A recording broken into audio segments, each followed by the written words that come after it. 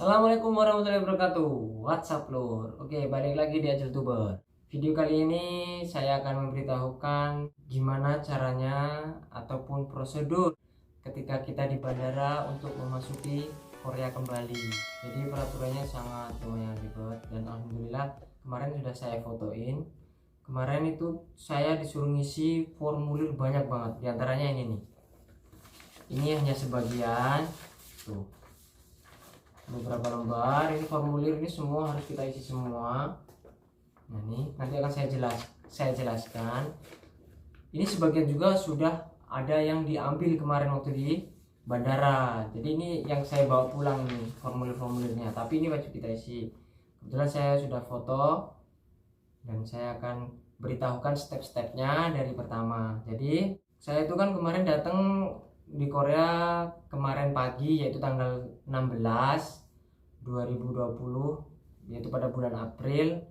Saya itu habis cuti. Jadi saya itu kemarin cuti karena istri saya melahirkan anak pertama. Alhamdulillah hasil dari pernikahan kami, yaitu telah lahir putra kami pertama, yaitu saya beri nama Erdogan. Nah, saya mohon doanya semoga anak saya menjadi anak yang soleh dan pintar, sehat selalu. Semoga selalu diberikan lindungan oleh Allah Subhanahu wa taala. Dimana kemarin per 1 April 2020 pemerintah Korea telah memberikan peraturan untuk meminimalis penyebaran virus COVID-19 atau kita lebih kenal dengan virus corona. Jadi di sini saya akan memberikan step-stepnya. Jadi itu di bandara itu sangat ribet sekali prosesnya, sangat panjang. Jadi saya sarankan buat teman-teman yang tidak memiliki kepentingan banget untuk di bulan 4, bulan 5 seterusnya, pokoknya sampai Korea sudah benar-benar dinyatakan aman atau dinyatakan sudah tidak ada penambahan kasus sama sekali untuk virus corona, teman-teman jangan cuti dulu kalau emang tidak itu mendesak. Karena kalaupun teman-teman sudah terlanjur mau cuti ataupun sudah cuti di rumah, nah kalian harus mengikuti prosedur ini karena prosedurnya sangat panjang. Jadi saya akan ceritakan prosedurnya gimana. Jadi mulai dari yang pertama, yaitu saya kemarin transit di Bali karena tiket saya itu dirubah. Tadinya tiket saya Jakarta langsung Incheon, namun dirubah penerbangannya jadi transit ke Bali 2 hari. Nah, dan di Bali kemarin saya sempat tertahan karena saya kebetulan bareng dengan rombongan dari pelayaran. Nah, sedangkan rombongan pelayaran ini wajib karantina di Bali, sedangkan saya kan cuma transit dan saya harusnya langsung keluar bandara. Karena ketidakpahaman ataupun tidak ada pengarahan di bandara, jadi saya tidak tahu karena tidak ada yang mengarahkan rombongan pelayaran untuk mengikuti pemeriksaan. Jadi saya ikut-ikut aja, ikut rombongan itu. Jadi saya ikut pemeriksaan, saya diambil darahnya, tes darah, terus saya terlanjur ikut. Ya udah, saya nunggu hasilnya. Saya setelah itu tahu kalau ini rombongan pelayaran mau dikarantina, saya tanya ke petugasnya. Ternyata ya udah, bapak udah terlanjur ikut tes, sekalian tunggu hasilnya. Setelah tunggu hasilnya berjam-jam, saya coba, setelah keluar hasil saya negatif. Terus saya bertanya kepada petugas ataupun petugas satgas, saya gimana, saya tidak ikut, harusnya saya tidak ikut karantina, saya harusnya keluar. Nah terus beberapa petugas juga ada yang miskomunikasi antara kesehatan, Desnaker, sama satgas, itu ada miskomunikasi. Terus saya jelaskan, kebetulan saya dibantu oleh bapak tentara, videonya ada di video sebelum ini. Nah terus setelah itu beres, saya keluar bandara. Saya juga sempat jalan-jalan sih, tapi semua di lockdown di Bali tempat wisatanya. Terus saya malamnya lanjut mau ke Korea. Nah, saya di bandara dikasih ini. Saya dikasih formulir ini di bandara Bali. Ini wajib diisi, yaitu formulirnya yaitu Agreement to Facility Quarantine.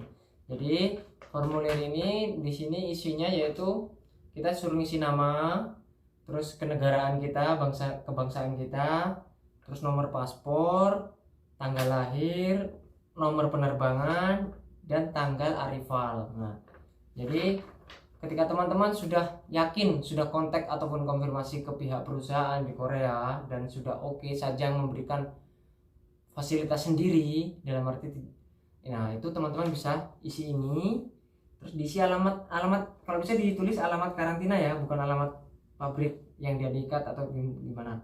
Ini alamat karantina, terus saya disuruh ngisi nomor penanggung jawab kita di Quora, yaitu entah Sajang, entah Mandor, entah siapapun yang bisa dihubungin yang jelas.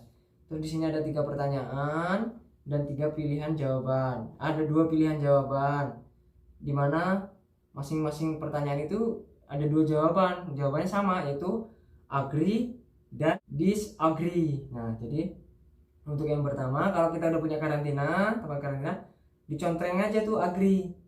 Terus di pertanyaan yang kedua, ini adalah dimana pertanyaannya itu apabila kita tidak punya tempat tinggal, kita wajib ikutin karantina fasilitas negara, dimana biayanya per harinya itu 100.000 won.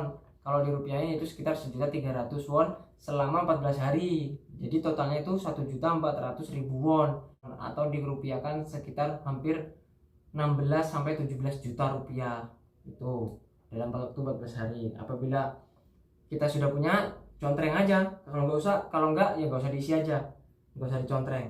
Terus yang ketiga, kita contreng agree aja. Itu step pertama.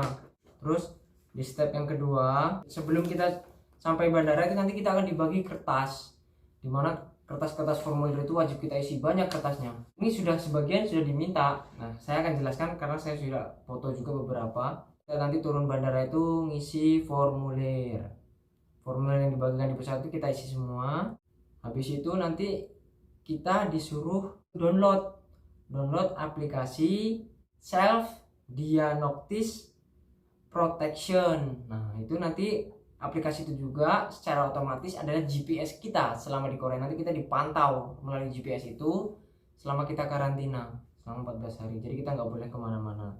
Setelah itu nanti kita masuk kayak meja imigrasi, tapi dia bukan imigrasi, itu adalah tempat untuk ngisi formulir karantina. Jadi di situ sebelum masuk itu nanti kita dicek dulu suhunya, dicek suhu, terus kita nanti dilihat sudah download belum aplikasi tadi self diagnosis. Nah, itu nanti di situ kita akan ketemu dengan orang yang berbadan besar. Nah, itu yang akan membantu kita untuk menjelaskan penggunaan aplikasi tersebut dan cara loginnya. Setelah itu nanti kita masuk, kita menyerahkan kertas pertama yang kuning. Nah, kertas pertama yang kuning yaitu kertas Health Declaration Form.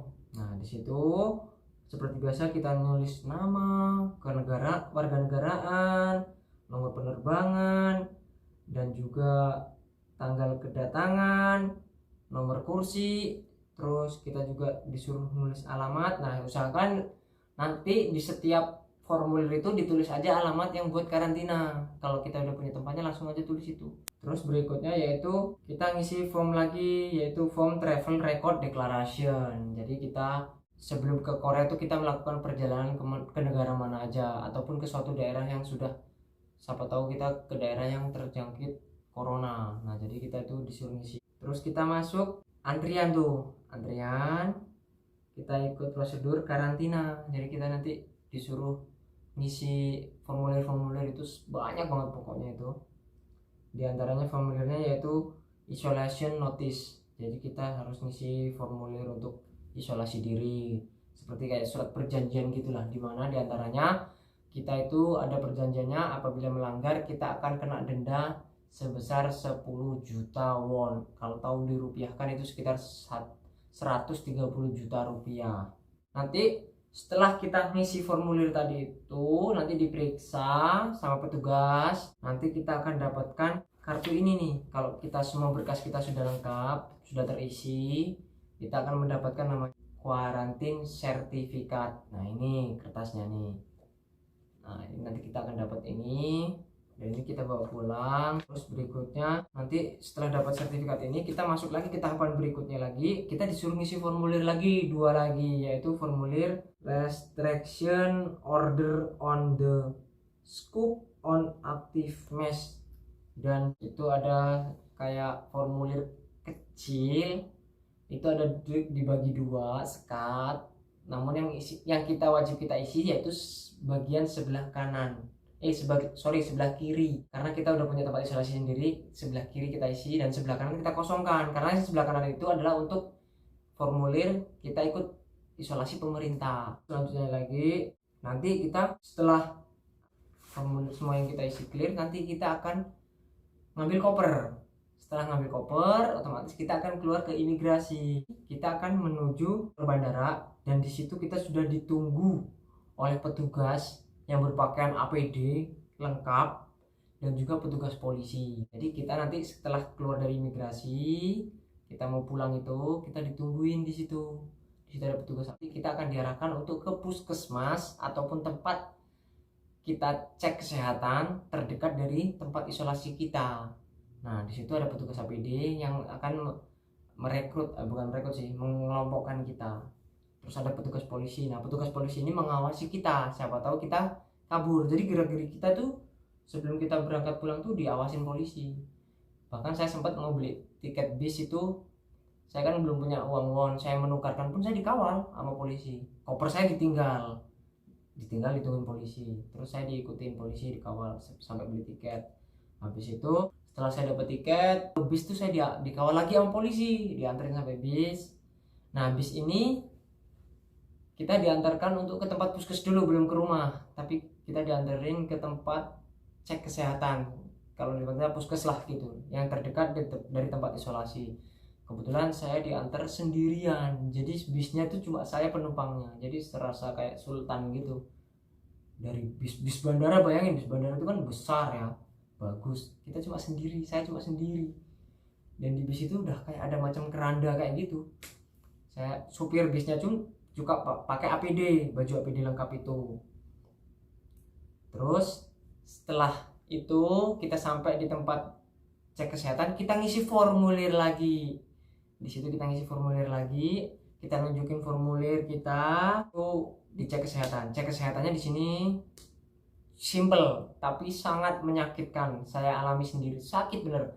Jadi ada 2 tes, yaitu kita diambil lendir di ujung pangkal lidah dan ujung pangkal hidung. Nah, yang paling sakit itu di ujung pangkal hidung. Kita ditusuk pakai katembat sepanjang kurang lebih 10 cm, dimasukkan ke hidung kita.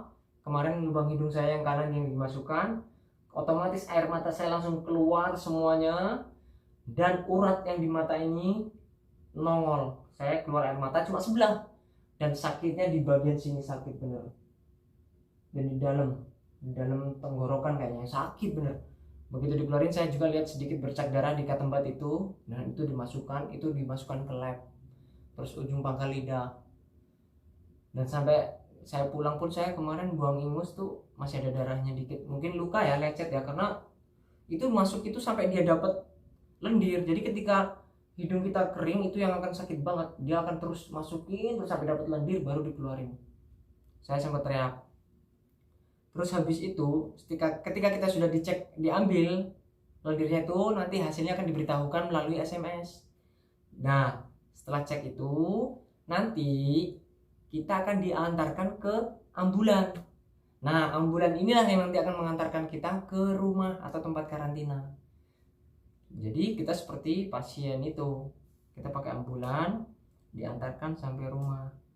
Terus tadi hari ini adalah hari kedua ya. Hasil lab tadi kesehatan saya itu sudah keluar, alhamdulillah negatif. Terima kasih banget, alhamdulillah. Tapi sakitnya masih sampai sekarang. Tadi saya pagi buang dahak, masih ada darahnya dari efek yang ditusuk itu. Terus nah, saya tuh sebelum pulang juga kemarin, untuk antisipasi isolasi diri selama 14 hari saya nggak boleh keluar, saya telepon teman saya yang di sini. Saya kan tadinya saya tuh tinggal berdua di apartemen ini, berdua. Teman saya suruh belanjain dulu keperluan saya, kira-kira sampai cukuplah untuk 14 hari. Nah, belanjanya apa aja? Nih, simak videonya. Amunisi saya selama isolasi 14 hari. Nih, saya beli telur 1 karpet buat stok. Terus kayak Yakult nih, 1 ini. Terus minuman kaleng seperti larutan saya stok. Air kelapa, karena saya selama 14 hari itu tidak boleh kemana-mana, karena saya dipantau melalui GPS yang dipasangkan di HP saya. Jadi saya dipantau imigrasi, dan saya akan selalu dicek tiap harinya oleh petugas kesehatan dan imigrasi. Di sini saya juga minta belanjakan ya perlengkapan masak bumbu-bumbu. Nih seperti bawang, minyak, pokoknya ini adalah bumbu-bumbu.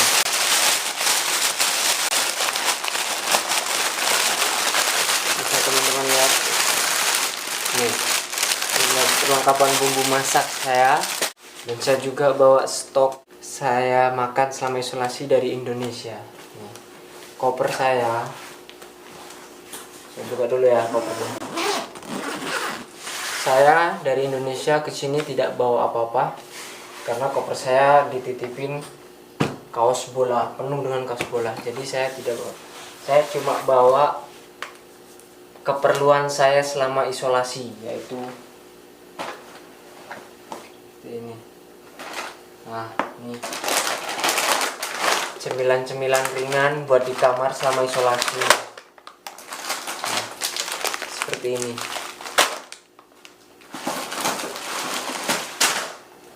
Saya juga bawa ini bakmi ayam, daging ayam. Nih, saya bawa 2 kotak buat stok.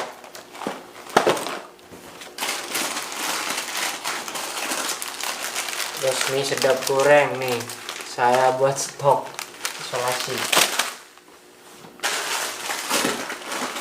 Karena saya tidak boleh keluar kemana-mana. Saya hanya ingin mencoba mentaati peraturan pemerintah Korea. Karena kemarin sudah tahu semua teman-teman bahwa satu warga Indonesia telah dideportasi karena melanggar peraturan yang sudah ada di Korea, yaitu isolasi diri.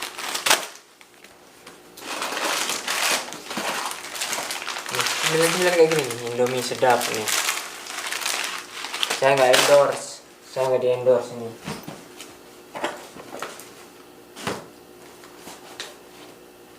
Nah, terus nih, kemarin saya lupa minum. Ini UC saya bawa dari Indonesia. Alhamdulillah aman. Dah. Terus dukung channel AculTuber. Jangan lupa untuk subscribe. Apabila teman-teman ingin bertanya atau berkomentar, silakan komentari, jangan sungkan-sungkan. Dan apabila video ini bermanfaat ataupun video-video lain AculTuber bermanfaat, silakan teman-teman bagikan ke media sosial kalian semuanya. Oke, saya akhiri. Wabillahi taufiq wal hidayah. Wassalamualaikum warahmatullahi wabarakatuh. Semoga kita semua sehat dan wabah corona segera menghilang dari bumi kita. Oke, sampai jumpa.